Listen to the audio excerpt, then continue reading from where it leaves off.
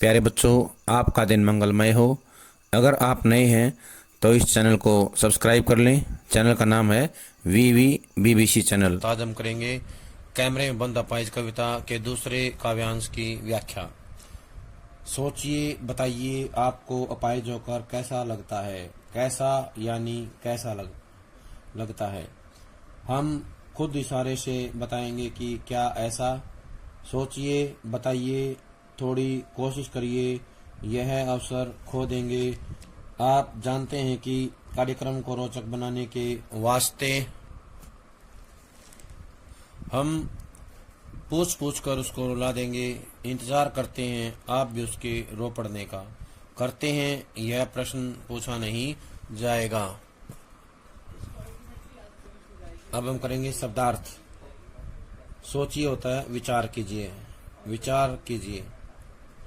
अपाहिज विकलांग होता है। कोशिश प्रयास होता है, प्रयत्न होता है। रोचक होता है रुचिकर या मनोरंजक, दिलचस्प। वास्ते होता है के लिए। कवि कहता है कि कार्यक्रम संचालक विकलांग से पूछता है कि आप अच्छी प्रकार से सोच कर बताएं, विचार करके बताएं कि आपको विकलांग होना कैसा लगता है। विकलांग होना कैसा लगता है अर्थात क्या आपको विकलांग होने का दुख है। यदि है तो कैसा दुख है। आप सोच विचार करके दर्शकों को बताएं। सोच विचार करके दर्शकों को बताएं कि आपको कितना दुख है और यह कितना बुरा लगता है। आपको दुखी होना कितना बुरा लगता है। हम इस पर विकलांग व्यक्ति से बार बार पूछेंगे कि कैसा लगता है, किस प्रकार का लगता है। और हमारी बातों को सुन करके विकलांग व्यक्ति चुप रह जाता है। वह कुछ बोल नहीं पाता। वह मन ही मन बड़ा दुखी होता है, परेशान होता है। तब कार्यक्रम संचालक बेहुदे तरीके से इशारे करके पूछता है। इशारे के माध्यम से कहता है कि आपका दुख कैसा है। आपका दुख कैसा है। फिर वह कहता है कि आप तनिक सोच कर बताएं, विचार कर बताएं। सोच कर विचार कर बताएं। थोड़ी कोशिश करें, प्रयत्न करें और हमें ये बताएं कि आपका दुख कैसा है।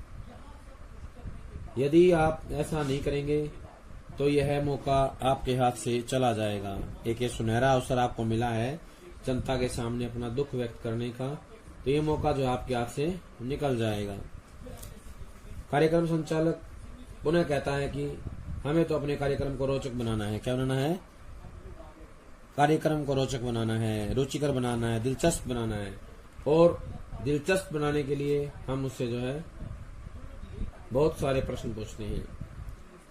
और ये जरूरी हो जाता है कि अपाहिज व्यक्ति की पीड़ा को अच्छी तरह समझें और लोगों को खुलकर बताएं। उसकी पीड़ा को समझें और खुलकर के लोगों के सामने बताएं। इसलिए कार्यक्रम संचालक जो हैं, कार्यक्रम प्रस्तुत करने वाले, उस अपाहिज व्यक्ति से, विकलांग व्यक्ति से इतने प्रश्न पूछते हैं कि वो जो विकलांग व्यक्ति है उनके प्रश्नों को सुनकर रोने लगेगा। इस प्रकार बताते बताते वो जो है अत्यधिक दुखी हो जाता है और रोने लगता है।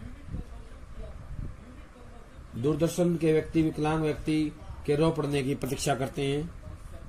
वे उस पल का इंतजार करते हैं जब अपाहिज व्यक्ति अपनी पीड़ा बताने के लिए या बताते बताते रो पड़ेगा, क्योंकि दर्शक भी उसके रो पड़ने का इंतजार करते हैं। क्या वास्तव में दर्शक रो पड़ने का इंतजार करते हैं। ये भावना उनके मन में रहती है, विचार उनके मन में रहता है। लेकिन ये जो प्रश्न है, क्या वास्तव में इंतजार करते हैं उसके रोने का, ये प्रश्न टीवी स्क्रीन पर नहीं पूछा जाएगा।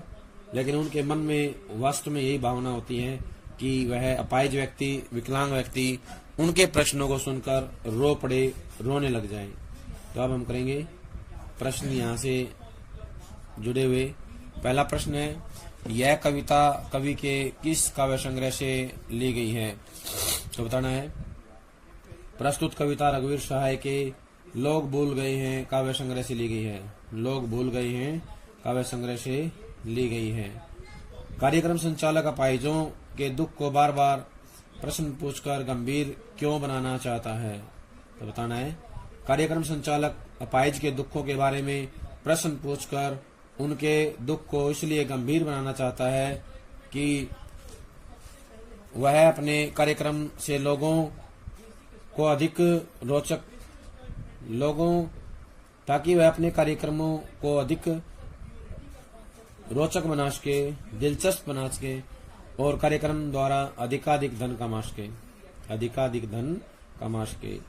कार्यक्रम संचालक अपाहिज के दुखों के बारे में प्रश्न पूछकर उनके दुख को इसलिए गंभीर बनाना चाहता है ताकि वह अपने कार्यक्रम को अधिक रोचक बना सके और कार्यक्रम द्वारा अधिकाधिक धन कमा सके, ज्यादा से ज्यादा धन कमा सके। कार्यक्रम संचालक श्रोताओं को क्या विश्वास दिलाता है? तो बताना है। कार्यक्रम का संचालक श्रोताओं को यह विश्वास दिलाता है कि विकलांग से इस प्रकार के प्रश्न पूछेगा कि वह अपनी पीड़ा को याद करके रोने लगेगा। अपाहिजों के कार्यक्रम में दर्शक किस बात की प्रतीक्षा करते हैं? तो बताना है। दर्शक दूरदर्शन पर अपाहिजों के कार्यक्रमों की प्रतीक्षा करते हैं कि विकलांग व्यक्ति रो पड़े ताकि वे कार्यक्रम को देखकर संवेदनशील हो सकें। इस पद्यांश में कवि ने दूरदर्शन के संचालकों पर क्या व्यंग्य किया है? तो बताना है। इस पद्यांश के द्वारा कवि ने दूरदर्शन के कार्यक्रम संचालकों की कार्यशैली पर करारा व्यंग्य किया है। उनके मन में अपाहिजों के प्रति कोई संवेदनशीलता नहीं है। वे तो अपाहिजों से तरह तरह के बेतुके प्रश्न पूछकर अपने कार्यक्रम को रोचक बनाना चाहते हैं ताकि वे ज्यादा से ज्यादा धन कमा सकें और लोकप्रियता अर्जित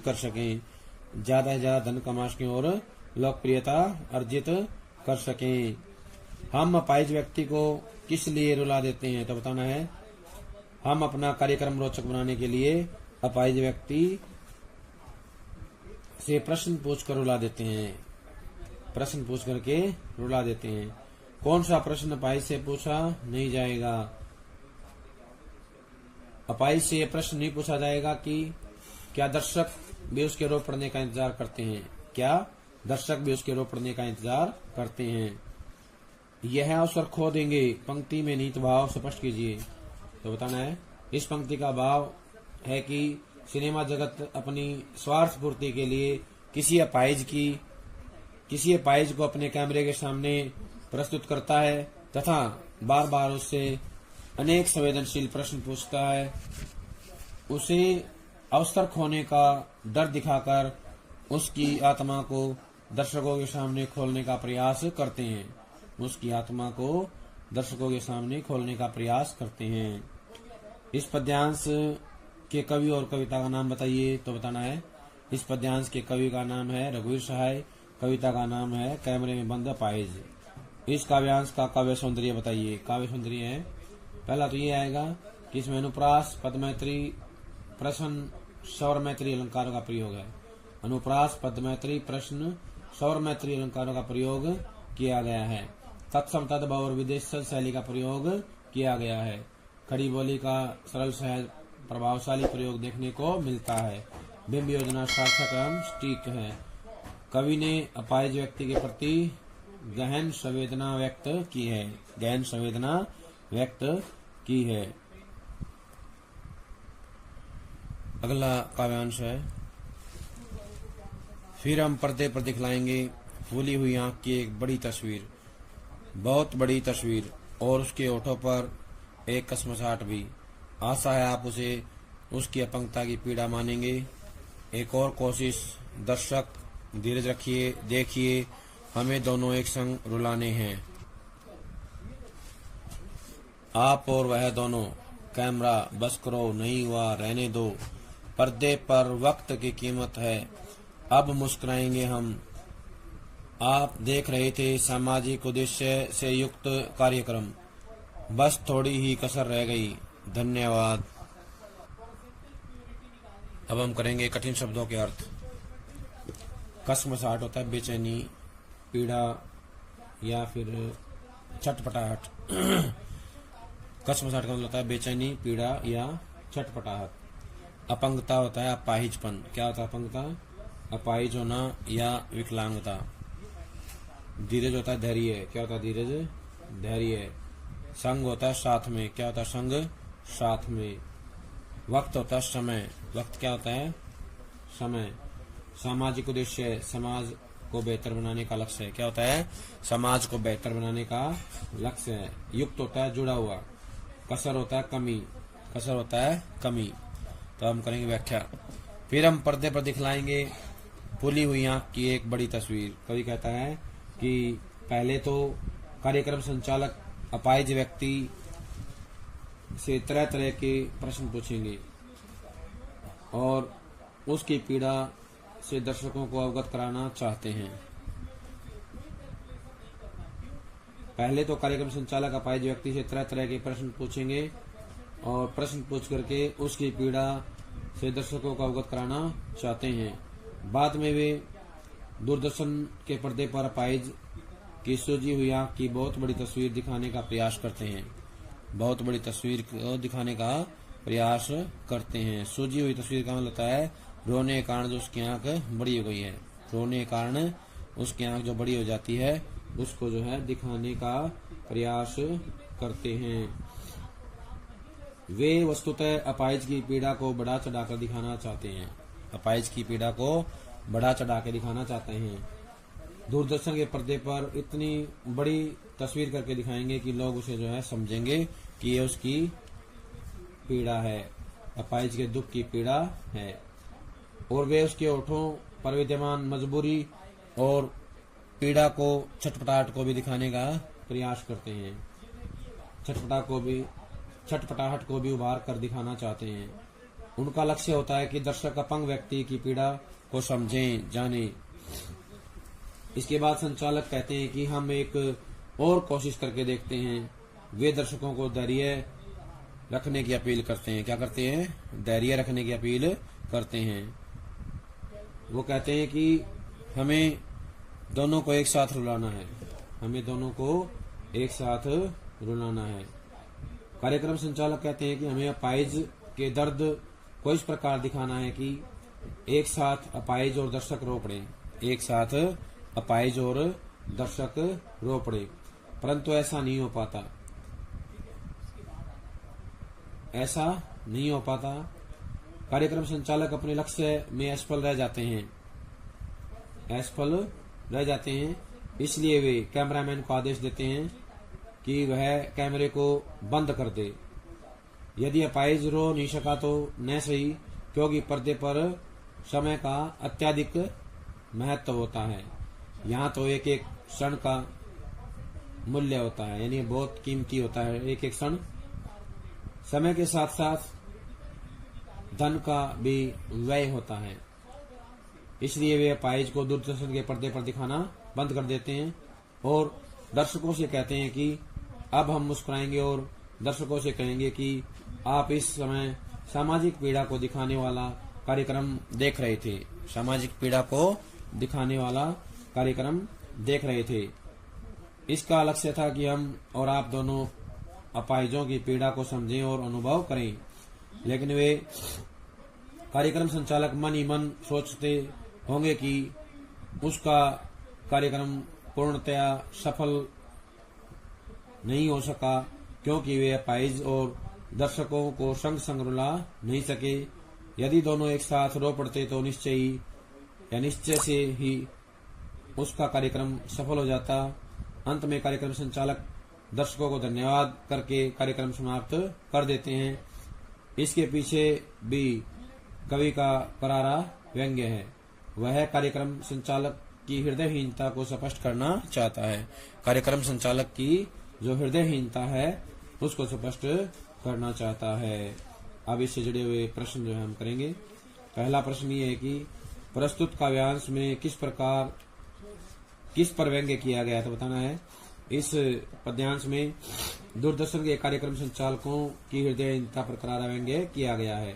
वे अपंगों तथा दीनहीन दुखियों की पीड़ा को बढ़ा चढ़ाकर दिखाना चाहते हैं ताकि उनका कार्यक्रम रोचक और लोकप्रिय बन सके। रोचक और लोकप्रिय बन सके, इसलिए जो है वो करते हैं। अगला, रोचक बन सके तथा लोकप्रिय बन सके और वे अधिक से अधिक धन कमा सकें, अधिक से अधिक धन कमा सकें। अगला प्रश्न है, कार्यक्रम संचालक पर्दे पर अपाहिज व्यक्ति की फूली हुई आंख की तस्वीर क्यों दिखाता है, तो बताना है। कार्यक्रम संचालक पर्दे पर आंख की फूली हुई तस्वीर जो है इसलिए दिखाना चाहता है कि वह लोगों के सामने अपाहिजों के दुख दर्द को बढ़ा चढ़ाकर दिखा सके और अपने कार्यक्रम को प्रभावशाली बना सके। अगला प्रश्न है, कार्यक्रम संचालक एक साथ किसी और क्यों रुलाना चाहता है, तो बताना है। कार्यक्रम संचालक एक साथ अपाहिज और दर्शकों को रुलाना चाहता है। अपाहिज और दर्शकों को रुलाना चाहता है ताकि वह अपने कार्यक्रम को लोकप्रिय बना सके और लोगों में अपाहिज व्यक्ति के प्रति सहानुभूति उत्पन्न कर सके। क्या कार्यक्रम संचालक अपने लक्ष्य में सफल रहा, यदि नहीं तो क्यों, तो बताना है। कार्यक्रम संचालक अपने लक्ष्य में सफल नहीं रहा क्योंकि उनकी अनेक कोशिशों के बावजूद भी अपाहिज व्यक्ति रोता नहीं है। न उसकी आंखों में आंसू आए, न ही वह जोर जोर से रोया। कारण यह था कि अपाहिज व्यक्ति भली प्रकार जानता था कि दूरदर्शन कर्मियों का उसके दुख दर्द से कोई लेना देना नहीं है, कोई लेना देना नहीं है। न ही उसके मन में अपाहिजों के प्रति कोई सच्ची सहानुभूति है। क्या है? कोई सच्ची सहानुभूति है। अगला प्रश्न है, कैमरे वाले पर्दे पर क्या दिखलाएंगे, तो बताना है। कैमरे वाले पर्दे पर फूली हुई आंख की बड़ी तस्वीर क्या दिखाएंगे? फूली हुई आंख की एक बहुत बड़ी तस्वीर दिखाएंगे जिसके ओठों पर एक कसमसाहट भी होगी। ओठों पर एक कसमसाहट भी होगी। कैमरे वाले दर्शकों से क्या अपेक्षा रखते हैं, तो बताना है। कैमरे वाले दर्शकों से अपेक्षा रखते हैं कि वे तस्वीर को अपाहिज की पीड़ा मानेंगे। तस्वीर को अपाहिज की पीड़ा मानेंगे। अगला प्रश्न है,